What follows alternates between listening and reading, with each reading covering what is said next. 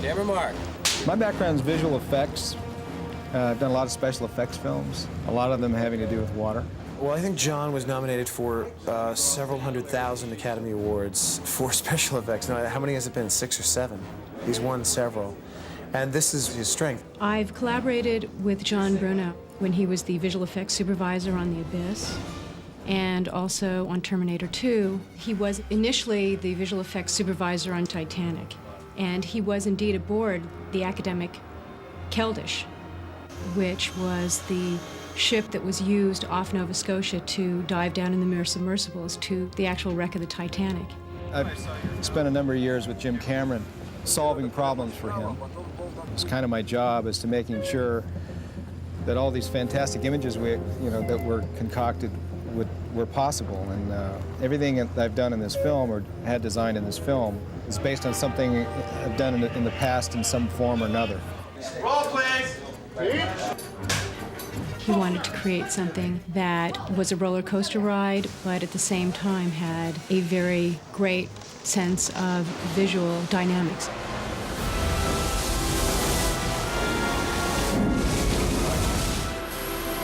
Captain, recommend new course heading 229 degrees magnetic. A tugboat crew is caught in a typhoon. Their barge is lost.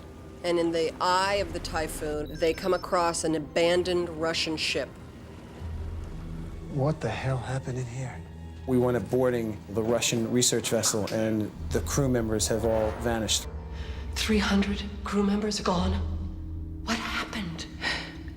8 days ago, during a transmission from the Mir space station, something came onto the ship. Interestingly enough, this project was developed from a Dark Horse comic, a graphic novel by the title of Virus. And instead of a virus movie being about some terrible, dreadful disease, this one actually was about computers that have been taken over by an alien life form.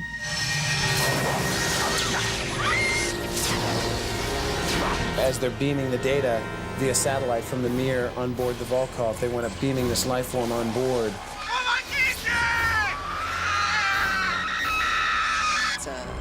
An energy source that is going to somehow evolve. What is this thing that's inside the computer, huh? It's a life form.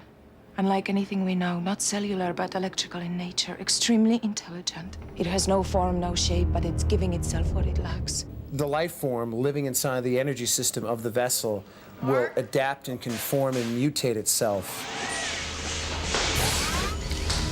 We'll take the body as the host, and scraps from the ship or weapon systems from the ship or fiber optics from computers, and it will form its own droid. What the bloody hell is that? It uses these creatures to wreak havoc upon our poor booties.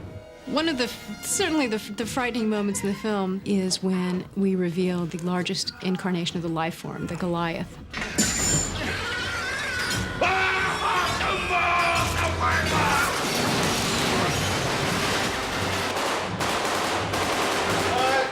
Very complicated. We have a number of effects companies involved. Steve Johnson, X-Effects, his group has basically built anything that has to do with our biomechanoids. Those we built full size, that walked in the sets. We now have Phil Tippett involved doing all our CG work. John Bruno with Phil Tippett is really a visual effects dream team. Certainly the limitations of a physical prop are kind of informed by the physics of its materiality and how big it is. As animators, we had to create a character that would move in a similar fashion as the actual puppet on location, but could do more things. His creations are incredibly character-driven, and that's what we wanted. We wanted to create a persona for this new life form. Well, certainly the most difficult element in the whole thing was the actual model itself. Having had so many moving parts, it was just a tremendously detailed model. And we would have to match his basic characteristics and then augment them in ways that they couldn't do on location. We'll look at the drawing and identify the similarities between the drawing and the actual plate, and we'll then discuss which elements within the shot need to be computer generated.